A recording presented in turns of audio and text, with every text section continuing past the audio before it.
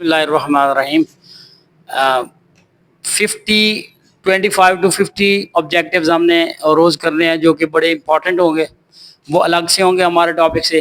ایک ٹاپک ہم کر چکے ہیں وہ ہے ٹیچنگ میتھڈ, لیکن وہ ہم نے صرف جرنل کیا. بھی اس کی ڈیپ سینس میں ہم نے 3 دن کے لیے رہنا ہے. 3 سے 4 ٹاپک پر ڈے ہم کریں گے, جس پھر جا کے 3 دن میں جا کے نا ایک چیپٹر ختم ہوگا. تو یہ کچھ جنرل آبجیکٹیو ہیں, یہ ساتھ ساتھ چلتے رہیں گے. 25 سے 30 روزانہ کی بیس پہ ہوں گے تاکہ ہماری تیاری زیادہ اچھی ہو جائے. تو نالج گین تھرو سینگ 75% ڈائریکٹ آبجیکٹیو میں آ جاتا ہے. ہم سینگ سے کتنا نالج گین کرتے ہیں, اس طرح لسننگ سے کتنا گین کرتے ہیں 13%, اس طرح ٹچ سے 6%, اسمیل سے 3%, ٹیسٹ سے 3%. نالج گین تھرو کمیونیکیشن, ہم باتیں کرتے ہوئے ایک دوسرے کے ساتھ مواصلات کے ذریعے کتنا ہم گین کرتے ہیں نالج. لسننگ زیادہ, جتنا آپ زیادہ سنیں گے, جتنے آپ آبزرونگ ان نیچر ہیں, وہ اتنے ہی آپ زیادہ گین کر رہے ہوتے ہیں کمیونیکیشن میں. پھر آپ بولنے سے کتنا سے آپ کو پتہ ہے کہ آپ کیا بول رہے ہیں, آپ غلطیاں بھی کرتے ہیں. تو پھر بولنے سے بھی آپ سیکھتے ہیں 30%, ریڈنگ سے 16% اور رائٹنگ سے 99% آپ سیکھتے ہیں 9%.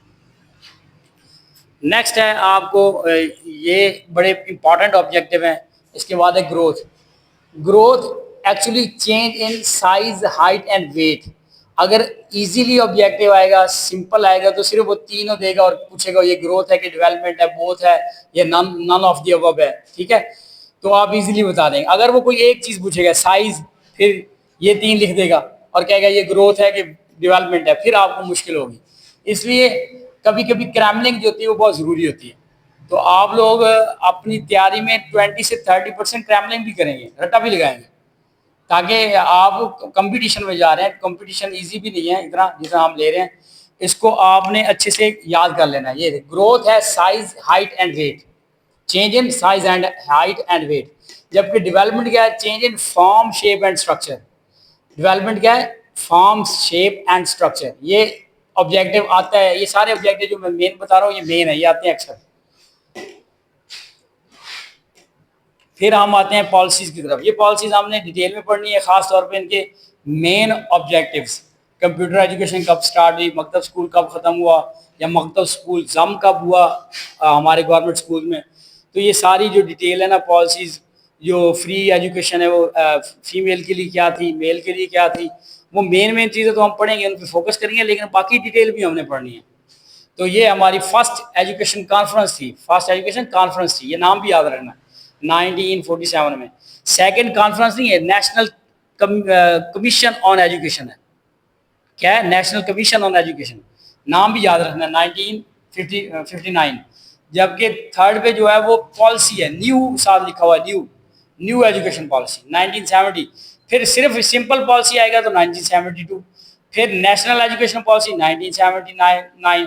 پھر نیشنل ایجوکیشن 92. پھر نیشنل ایجوکیشن پالیسی 1998 سے 10. پھر نیشنل ایجوکیشن پالیسی 2009.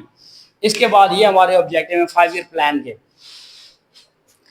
یہ 5 ایئر پلان بھی ساتھ ساتھ آیا تھا ہماری ایجوکیشنل پالیسیز کے ساتھ ساتھ. 5 ایئر پلان بھی آیا تھا جو کہ 93 کے بعد نہیں آیا.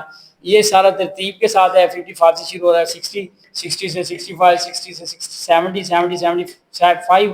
لیکن یہ 5th والا جو ہے نا, اس میں آپ نے خیال رکھنا, وہ اکثر دیتا بھی یہی ہے. ایجوکیشنل 5 ایئر جو پلان ہے اس میں جو 5th ہے وہ کب سٹارٹ ہوا اور کب ختم ہوا. تو یہ آپ نے دیکھنا سٹارٹ 3 ایئرز لیٹ ہو رہا ہے, تو ظاہر ہے 3 ایئرز لیٹ جا کے یہ کلوز ہوگا.